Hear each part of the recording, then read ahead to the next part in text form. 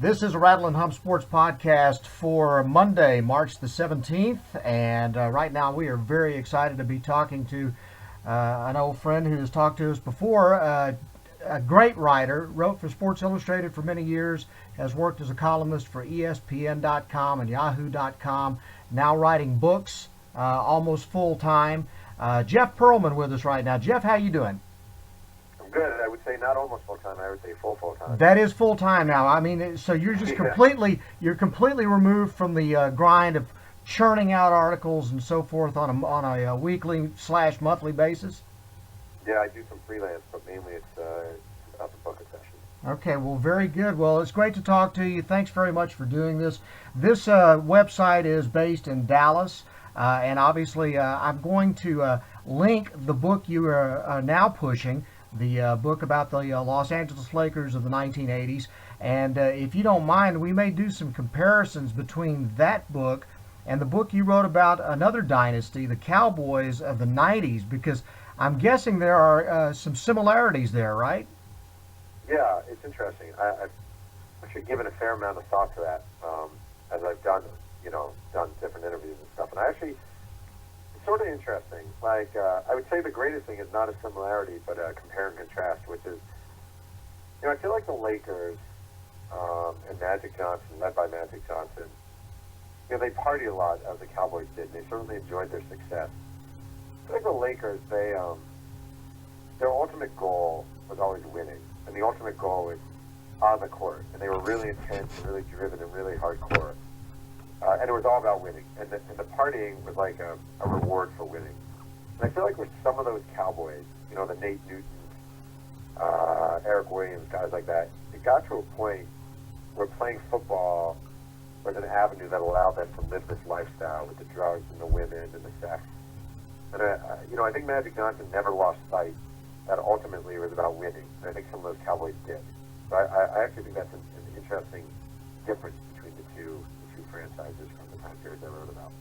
Jeff Pearlman with us. The book that is out right now is Showtime: Magic, Kareem, Riley, and the Los Angeles Lakers Dynasty of the 1980s. It's on the New York Times bestseller list now. Congratulations on that.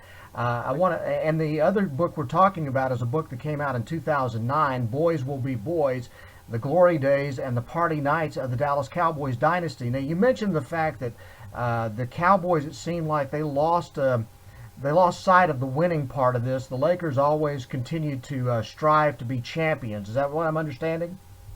Yeah, I really think so. I don't think the Lakers ever. I mean, obviously, Magic has got HIV, so it's not like he wasn't doing things. But it just, the guy was so dogged and so determined. Like, so is. I feel like the classic example is like Magic Johnson and Michael Irvin played similar roles on those teams. They were sort of, in a way, mirror images of one another as far as their importance. The difference being, Michael Irvin really let it get away from him, where everything off the field became a huge distraction. And he started, it seems like, paying as much attention to his off-the-field exploits as his on-the-field exploits. And again, Magic Johnson had a lot of sex and he ended up contracting HIV. However, I think he was always first and foremost about basketball. I really do. And I'm not sure Michael Irvin, toward the end, was.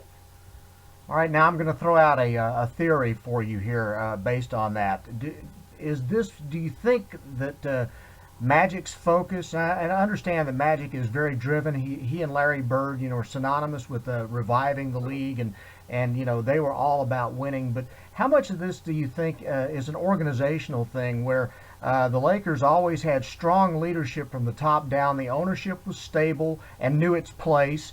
You had Jerry West, you had Pat Riley, as opposed to Jerry Jones, who you don't really ever know what his focus is, except on trying to overpay stars that are washed up. And Jimmy Johnson left real early in Michael's career, things like that. Wondering how much of a difference that it might have made for Michael Irvin and some of these other guys if the leadership from the top down in the Cowboys had been more stable. That's a great question that I don't actually know the answer to. I mean, I can tell you factually, having dealt with both organizations, the Lakers were much, much, much more stable. And, Jerry Buss, was known as sort of a partying owner. You know, he would go in after games and say, "Where are we going tonight?" You know, and he used to hang out with Magic Johnson. But again, it was all about winning, and also he had no ego about thinking himself a basketball genius. You know, he trusted Jerry West, he trusted Bill Sharman, he trusted Pat Riley to his core.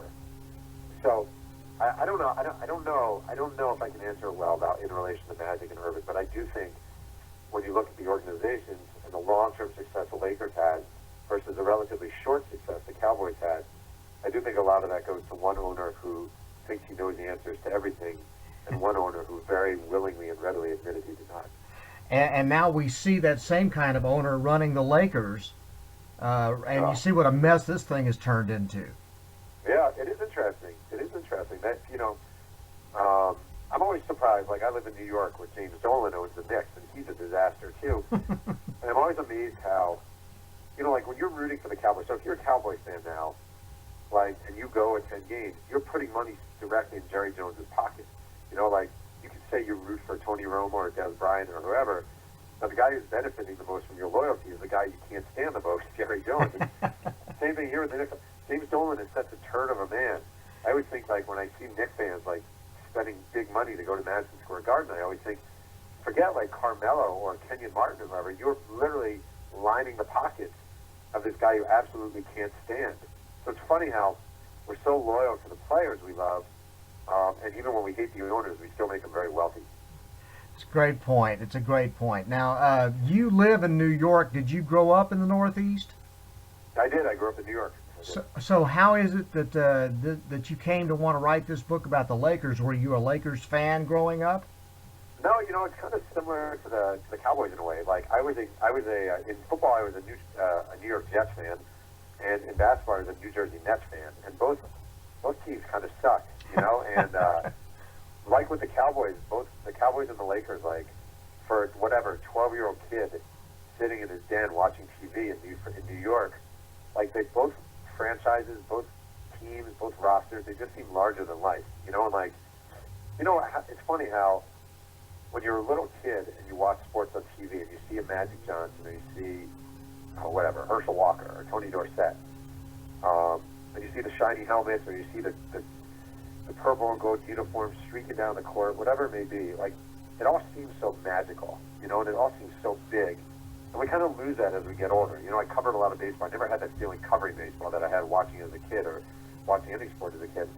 So for me, growing up, you know, the Cowboys, they just, you know, they were just magical. And the Lakers were just magical. They weren't my favorite teams, but they were teams they just owned the league and ruled the roost. So to be able to dive in now as an adult and write about them was just sort of like jumping back into my boyhood. The biggest things from my boyhood. The Lakers were a glamour franchise back in the '70s with Wilt Chamberlain and Jerry West and Elgin Baylor. They became a glamour franchise again when Shaq and Kobe were together. But what is it about this particular decade of the '80s that sets this particular edition of the Lakers apart from those other two? Well, I mean, a lot of things. I think first and foremost, in Magic and Kareem, you really have two of the all-time 10 best NBA players on the same roster, you know, at the same time, which is pretty unique. Number two, obviously, you had Magic, Bird, both coming out of college at the same time, both entering the league together, coming off of the Michigan State, Indiana State series. And I just think it's been, you know, written about to death, and I try to actually not get too much into it in my book because it's so talked about, but you really did have two all-time marquee players, polar opposites and everything you could think of entering the league together, you know. So at a time when the league really needed it and needed this jolt, and they provided it. I also think, I hate always going to him, but, like, Magic Johnson is unlike any athlete I've ever written about. He truly is unlike any athlete. He was, I think, the best leader in the modern history of team sports in America, where he was the, you know, he combined talent, drive, desire, empathy, you know, doggedness. He just was really the whole package. And then you take that and you put it in LA, in this media mecca, you know, and surround it with talent, and hire this runway model as a coach, to bring in this playboy owner, to run things. And you happen to hire Jerry West, who ends up being the best personnel guy the NBA has probably ever seen. It all happens at the same time. That's what made it so special. Yeah, if it wasn't a true story, it'd make a great novel. Oh, it would. Let me tell you something. I've been saying this to people. I really believe this. I was working on this book, and I said to my wife early on, when I was really bogged down, I was like, I should just write a book about the 1979-1980 season, and that's it. Because in that season alone, I mean, this is insane. They draft Magic Johnson #1 after almost taking Sidney Moncrief out of Arkansas. Wow. They decide to hire Jerry Tarkanian as their head coach, agree to deals with him, then his agent is murdered and found in the trunk of a car, so they don't hire him. They hire Jack McKinney as the head coach, assistant of Portland Trailblazers. He coaches 14 games, and his first day off is riding his bike to play tennis with his assistant coach, Paul Westhead, falls off the bike, lands on his head, never coaches the Lakers again. Paul Westhead takes over, leads them to the NBA championship. En route to winning the NBA championship, his star forward, Spencer Hayward, is kicked off the team for being a cokehead and decides he's going to have Paul Westhead murdered. Then Magic Johnson scores his 42 points playing center for an injured Kareem Abdul-Jabbar in Game 6, and they win the title. It's just like, and this guy, Pat Riley, who no one's ever heard of really, takes over, comes in as an assistant coach. It's the craziest year I've ever heard about for a team in pro sports. Is Bryan Cranston in this anywhere? How do you know who that is? I'm just wondering if there's a Breaking Bad episode in here somewhere. I know. It's crazy. It's just crazy. I know. No, yeah, I know it's crazy. It's insane. And so, how much of this then is how much of the book is then focused on just those 2 years, or how much can you cover in a short amount of time when you're talking about a 10-year span where so many things happen? Yeah, it's difficult. A lot of it. I mean, I devote the first, I don't know, a couple of chapters to 79-80 and the development of the team and Jerry Buss buying the team. But then, the hard part about writing a book like this, to be honest, is you're talking about 79 to 91, so it's a lot of years and it's a lot of games and there's a lot going on. So you really try to focus on what's important, not make it repetitive. I'm more about personalities than I am about the games. So you're not going to, if you read one of my books, you're not going to get a lot of, they played the Kings on Thursday, and then after that, they went on to play the Rockets. And that was a humdinger of a game. I'm not really into that. I'm more about trying to figure out the psyche of, like, Byron Scott. I'm really into the personalities. That's my thing. And that's something I want to ask you about then, because you mentioned Magic, and that's an obvious one. Who was someone that maybe we would be surprised by that you found to be the most intriguing or interesting personality on that team? Well, there are two guys who really fascinated me were Kurt Rambis and Michael Cooper, who obviously were key elements. I'll tell you a little, like Rambis, he's drafted by the Knicks, he's cut in training camp, he spends a year in Greece, living the life, comes back to the Lakers, but he's this really crazy, quirky guy who only starts kind of by accident because they ran out of guys to play power forward. And he's a weird guy. He shows up and he spends his whole rookie year sleeping on his friend's floor because he never feels secure about his spot on the team. So he never buys an apartment. He just sleeps on his friend's living room floor. He doesn't even own a car his rookie year. He hitches a ride with his friend when he needs to go to the arena. He only owned 2 dress shirts his rookie year and 1 suit, the same suit he wore to his senior prom. But he used to. He was really funny. He used to, after games, he would go into the storage closet at the Forum and he'd steal all the soda, soap, and Q-tips. And he'd bring them all home and line his closet. So people would come to his house and he'd show up his huge closet, or this is, first his friend's closet, and then when he moved out, filled with like tons and tons of soda that he stole from the Forum. And one of his teammates, like the guy was so nutty, he probably didn't even drink soda. He was just a quirky guy. And then Cooper, who was a great player and a great defender, was always paranoid. Like, his whole career was fueled by paranoia. And they always thought he was going to be traded. So he would actually go to Jerry West, the GM, and be like, Jerry, I heard rumors I might be being traded to Seattle. And West would say, nah, Cooper, not trading you, don't worry. I don't know, I've been hearing these rumors, I'm really paranoid. Coop, don't worry, we're not trading you. I don't know, all right, you know what, we're up and trading you. All right, I'm sorry, I didn't ask, don't worry about it. And he would have these like routines over and over again where he always thought the worst thing was going to happen. Where he'd say to the reporters, "You know, it's been great dealing with you guys because I know I'm not going to be here tomorrow. I heard I'm being traded." Of course, he lasted there for like 11 years. Yeah, and his glasses actually had the frames and the glasses inside as opposed to just frames. Ah, very nice. Yeah, I know. It's so funny. Yeah, yeah, funny. All right. I also, you can't have the '80s Lakers without talking about the '80s Celtics, and I know that you've talked a lot about in all of your interviews on this thing as you're doing the book tour about Larry Bird and confrontations with different players. So I guess I'll set you up with an easy one there. You want to share it? Well, my favorite, the one I've been telling you is actually Michael Cooper, because Cooper was a defensive stopper, and everybody, rightly, everyone says Magic Bird and Bird Magic, but Cooper was the one who had to guard it. And he told me one of my favorite stories in the book, which I really enjoy, is he told me about the first time he had to guard Bird. And Bird is this rookie out of Indiana State, and to Cooper, he's just another overrated white stiff. At the time there were tons of them in the league. They just were voting him in. And every team felt like they had to have two white guys on the roster just to placate the fans, which is so pathetic. But it's really, that's what they did. So here's Larry Bird. He's just this like slow-looking kind of guy with the high socks. Cooper's jogging down the court guarding Larry Bird. He thinks it's going to be a piece of cake. And Bird looks at him. He just goes, "I'm going to wear your ass out." Right? They're running down the court. "I'm going to wear your ass out all day."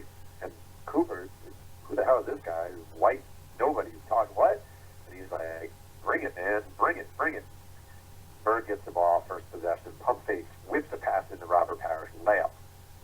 Cooper's dumbfounded. And they're jogging back down the court, and Bird just kind of grins at him and goes, "Wearing your ass out all day long."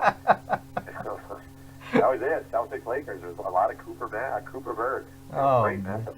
Yeah, and I would never even thought about Cooper because you're so busy talking about Magic and Bird that you don't even realize that they really didn't guard each other. It was a totally different matchups. It's just they were the dominant personalities and players on the floor when they played. Well, sometimes too often I feel like, I feel like sometimes we in the media, understandably, but poorly, we go for the easy narrative. The easy narrative was Bird Magic, Bird Magic. We could talk about that all day long. But like you just said, they didn't even guard each other. They were great, and they were the leaders of their teams, and they revolutionized the game. But I was really fascinated by hearing Michael Cooper talk about how he defended Bird and how he was tortured by Larry Bird. Wow. Now I know that obviously you mentioned it earlier, but Showtime, basically for all intents and purposes, comes to an end when Magic is found to have HIV. How much time did you spend on that in the book? It was the last chapter, and it was, it was even emotional writing about it. The funny thing is, like, it's emotional to write about, and yet, he's outlived tons of people who thought he was going to die. And we all had these visions at the time. I remember it vividly. I was in college at the University of Delaware, and we all had visions that we were going to watch this guy, this, larger-than-life sort of figure in pro sports, with the lesions and the weight loss, and he morphed into nothing and died. And here he is today. And, I interviewed guys who were teammates of his with the Lakers earlier in the decade and had since retired. And they recalled watching it on TV, watching the press conference on TV, and their first thought was, I can't believe this, I can't believe this, I can't believe this. And their second thought was, I need to get an HIV test right now. And I really think that's a big part of the legacy of that moment. People sometimes tend to add, ESPN will pipe in some music and, a couple of tears, and they'll make it about something bigger than it was. And I really think it was a huge moment, but for professional sports, and men in professional sports, it was really a wake-up call about groupies and about unprotected sex and about thinking about your health and not just about, having fun in the moment. I think it was a really big. Let me tell you, having been single through part of that decade and a young guy at the time, I don't know about you, but people I hung around with and me, I didn't take it seriously until Magic Johnson came out and was found to have HIV, because you thought, this guy's invincible, and you just didn't really take it seriously until that time. So not only did he make a major impact on sports, he may have had a major impact on society as a whole. Sure, and I'll tell you, I mean, as an author, I mean, I'm sure you see this if you know any authors. I work at like the nearby Starbucks, and there are writer groupies left and right just waiting for me to sit down and order my coffee macchiato, and try to get they'll leave me naked photos, phone numbers. So it's been a big for me. It's changed my life forever. Yeah, the Starbucks is just crawling with those kind of people. Well, because I don't want to douse you, but I live in suburban Westchester County in New York, so tons of 43-year-old housewives just waiting for a slovenly dressed, unshaved journalist to slip into their bedroom. Pretty intense. That's why they went to Starbucks, to get away from a husband that looked like that. What are you talking about? Exactly. They want a piece of my big $20 advance for writing these books. You know how it is. Yeah, right. Rolling in the dough. I got you. Oh yeah. All right, now before we wrap it up, Jeff Pearlman here, and we're talking about Showtime, Magic, Kareem, Riley, and the Los Angeles Lakers dynasty of the 1980s. It's on the bestseller list, and I know that I read that you had interviewed hundreds of people for this book. Of the people that you interviewed, who was the most interesting person to talk to for any real length of time? I'll tell you who I really liked. It's a different kind of answer, but early on I was told repeatedly that I need to speak to Michael Cooper's ex-wife, Wanda Cooper, right? and I knew a little about her because she was always outspoken back then. A lot of the wives just went along and blah blah blah. And Wanda was like this firecracker. So even Cooper gave me his number. This is his ex-wife, and he's like, "Yeah, you totally should talk to Wanda, my ex-wife." And I called her, and she was just a gem and one of my all-time favorite people. And she was so honest. And I'll tell you a story. I'll have to use sort of creative language here to make it digestible. But she, there was a quote. It's one of my all-time favorite quotes from anyone in life, and it was from her. When a reporter asked her, at the time, there were rumors of a lot of infidelity on the road among players. And of course, there was a lot of infidelity on the road among players. And someone asked her how she felt about it at the time. And her quote, again, one of the great quotes of all time, was, "One less blank blank I have to give at home." And I asked her about it, and I was like, because I didn't identify her in the book using it. I didn't need to identify her, and I didn't really want to embarrass her. So I actually just said it was one of the wives, and I asked her about it, and she's like, "I love that quote. I'm sure I said that." I just thought, Wanda Cooper. One of the best. That is classic. Yeah, it's really good. You can fill in the blank. It's not very hard. I'm sure we can come up with something. All right, so do you have any ideas now about what your next book might be? I do, but I can't say. I live in this. I was raised to be paranoid. I'm a New York Jewish guy, so we're all paranoid about this. You and Rambus? Yeah. Oh, yeah, nice. So although Kurt Rambis is not Jewish, only his wife is Jewish, but his kids have bar mitzvahs. Well, there you go. So I can't say. I'm not allowed to say, but it's football related. So I'm going back to my football roots a little bit. All right, and then I'll just ask you then in general then of the things that are going on in sports right now that could end up being a book of yours 20 years from now. What are the things right now that just kind of tend to capture your fancy? Well, that's a good question. I find the Heat really interesting. I actually, there's something about LeBron. Ever since the decision, he's actually become increasingly likable in my eyes. Like, he seems to have a pretty good self-deprecating sense of humor. He seems to be in on the joke a little bit. There's something about him I don't know, maybe I'm stupid, but I really find him kind of likable and kind of enjoyable and intriguing, and the sort of successor to Jordan, I think, more and more, more than Kobe was. I thought Kobe was, but I really think he is. So I could see writing a book one day about the Miami Heat, and I don't know, maybe down the line. The one thing is, though, like, I love nostalgia. Right? I am a huge nostalgia guy. I love my boyhood and writing about stuff from then. And so it's hard to feel nostalgic about stuff from when you're in your 40s. I'm 41. I just don't feel the same way about the Heat as I do about, like, the Lakers or the Celtics or the Sure. Cowboys when I was a kid. Well, let me give you a suggestion based on living around here. You did The Boys Will Be Boys, The Glory Days, and the Party Nights of the Dallas Cowboys Dynasty. Now you need to come back and do a follow-up book on the train wreck that this franchise is now. Oh man, you know what I learned? I'll tell you what. I learned a lesson about books from doing a Roger Clemens biography, which is nobody wants to spend $30 on somebody they hate. You'd And be, that was you know, Jerry now Jones. this is cowboy country. I don't know that I agree with you on that one. Maybe. I don't know. You think a Jerry Jones book sells? Does a Jerry Jones book sell? That's a very interesting question. Does a Jerry Jones book sell? If you just absolutely crush him, and everybody that's ever been associated with him crushes him, it might be really good. It might be therapeutic. Yeah, not for me, for Cowboys fans. I'm a Exactly. Jet fan. Yeah. Well, If you want to give a Jet fan therapy, just kill him. That's the only way. It's the only way out of this now. Freaking nightmare. well, let me just throw this out to you, just so you think about it. Okay, I have All right. I have a 16-year-old son. Okay, now I'm 56 years old. So when I started watching the Cowboys, it was 1970, 71. Roger Staubach had just come on the scene, and so I went through this lifetime of excellence in football. And then, as a TV anchor, I got to go to Texas Stadium every week for a period of time back there in the 80s. And but I've got a 16-year-old now who literally, at this point in life, has never seen a good Dallas Cowboys team. Wow, that's amazing. That's really amazing. I mean, Yeah. you think He's not about going to that. for a long time. I mean, you think about 29 straight years of playoffs, and I've got a kid that will have gone through his entire life looking at me every Sunday going, why are you doing this to yourself?